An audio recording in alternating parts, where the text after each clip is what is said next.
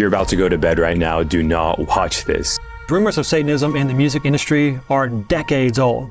My hand just started writing. I almost leapt out of my seat. I mean, these are direct quotes. It is music that by even the act of listening to it, you are participating in a satanic ritual. I am being guided by some other power. I don't know what it is. I've been in rooms at the top of the top, which albums are prayed over demonically. At last night's Grammys, they, as Smith now prefers to be called, identified as Satan. Katy Perry performs Dark Horse at the Grammys. Blood Sneakers. Lil Nas X's collaboration with art collective Mischief. The 666 pair of sneakers feature gold pentagrams, inverted crosses, as well as human blood inside the sole. Some have dubbed this performance as a satanic worship service on primetime live broadcast television. And guys, rumors of Satanism in the music industry are decades old. For example, in the 1930s, guitarist Robert Johnson supposedly sold his soul to the devil. According to the Rock and Roll Hall of Fame, legend has it that Robert Johnson met the devil at a crossroads and gave him his soul in exchange for mastery of the guitar, which is in my mind not a good deal. Steeped in mystery, killed mysteriously, his legend eclipsed only by his skill, Robert Johnson may be the first ever rock star. His rock is completely Dionysian, degenerate, insanity music, because the way it appeared was in the 60s, where you had a lot of people taking LSD and f***ing each other out like animals in the middle of fields and stuff like that. You know, Jim Morrison from Doors, just actively Nietzsche reader, literally pretended he was Dionysus. Their whole goal was to subvert the moral order of America. They wanted to subvert Christian America and create a new society and a new world which is based on new values. They were trying to do a return to paganism, and that created rock music, and rock music is sex, drugs, and rock and roll. Like, that's what it was premised on. The Red Hot Chili Peppers were a huge rock band in the 1980s, touring the world and having influence over millions of impressionable minds that were being shaped by Aleister Crowley's trio of Do What Thou Wilt, as the phrase lives in the heart of rock music. The Red Hot Chili Peppers openly showed the world that they were followers of Crowley's Do What Thou Wilt lifestyle, and with their hit album Blood Sugar X Magic, this is exactly what we saw. Very similar to the next superstar we're going to be talking about, David Bowie. David Bowie originally became famous in the late 1960s and early 1970s after releasing his hit record, Space Oddity. He would go on to have a long, luxurious music career from then on. Just like we saw with the Red Hot Chili Peppers, David Bowie also was an occultist who praised Aleister Crowley with his music. Bowie was openly telling the world that he's a Masonic puppet, and most people at that time had no idea. Even until the very last days of his existence, he was pushing occultic-themed videos for his millions of followers. Bowie seemed to have known that he was soon to be expired and decided to show the world one last ritual in his music video for Black Star. Black Star is one of the most occultic music videos I have seen in my life, and the first few times I viewed it, it made me very uncomfortable. Every single kid whose case we know about, who committed a violent act in Satan's name was also into heavy metal music. What's your response to that, Oz? Well, I don't really know. All I do is make music, you know. I don't sit down and purposely plan to freak everybody out. I mean, I always have played heavy metal music. I suppose when I was younger and I started writing songs, my world was kind of dark and dingy, you know. I came from a working class family who had nothing, no dough and no prospect of ever having much money. And so that's how I saw the world as a charm. So, well, not all my songs are about Satanism. And the Rolling Stones, you'll see the quote on the screen from Keith Richards, who wrote songs. He said, they think you wrote it. So the Rolling Stones, famous rock band, people think they wrote their songs. He says, really, you are just a medium, like being at a seance. Yep. Songs come to me en masse. I didn't do anything except to happen to have been awake when it arrived. So he was very clear also that the origins of his music were not in his own creative capacity. He says, people think I wrote my songs. Not so.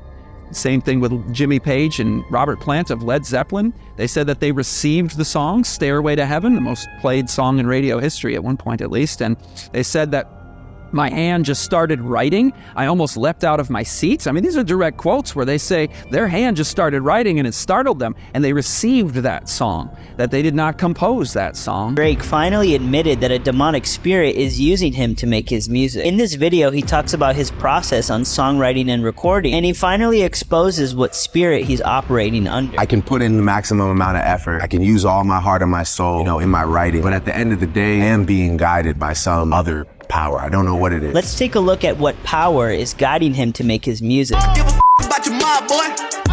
I'm the real 6 guy, boy. But really the truth is you're scared of the 6. Yeah, you're scared of the 6. Yeah, you're scared of the 6. Behind closed doors, a lot of 6 God worshiping. Devil's working overtime. Voodoo spells put on my life. But if the devil's in the details, then I'm satanic. It's clear that this other power that's guiding him to make music is Satan. In Ecclesiastes 7:5, it says this: "It is better to hear the rebuke of the wise than for a man to hear a song of fools." Music is very spiritual, and if you're following Jesus Christ, but still letting satanic hymns permeate your subconscious mind, you are willingly surrendering to the enemy in this spiritual battle that we're fighting. If you're about to go to bed right now, do not watch this. So there are some songs, and when you play them backwards, there are some dark hidden satanic messages in them.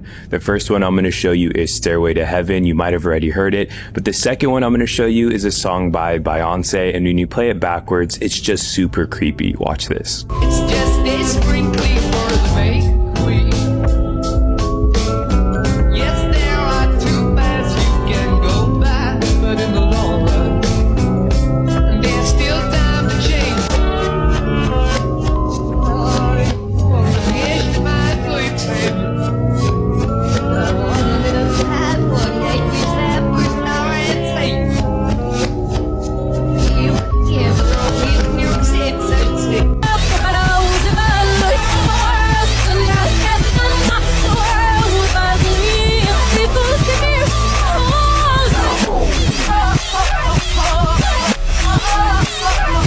Did you know that if you listen to Billie Eilish songs in reverse, there's evil hidden messages? For example, this song normally sounds like this. I reversed the audio and you won't believe how it sounds now. So we know how we just think music is just music. Well, Zena Levy thinks different. Music, we attention now. Make music for a purpose. It's not just background music, or it's not just, fluffy, light stuff. This is not elevator satanic. It's ritualistic music. It is music that by even the act of listening to it, you are participating in a satanic ritual. By listening to, so if I put this on and listen to it, I'm participating. But you're a listener. I'm asking you, how does it make you feel? It's very stirring. It's very emotionally charged. You can't listen to this music and say you don't feel something, because you do. I'm sure you would probably feel either hate or fear or rage or something. The demonic side of the music industry is very real too. The way the industry has the ruling over music. Now, of course, not all music is bad. By all means, it's not. But majority of it there is to take you away from Christ.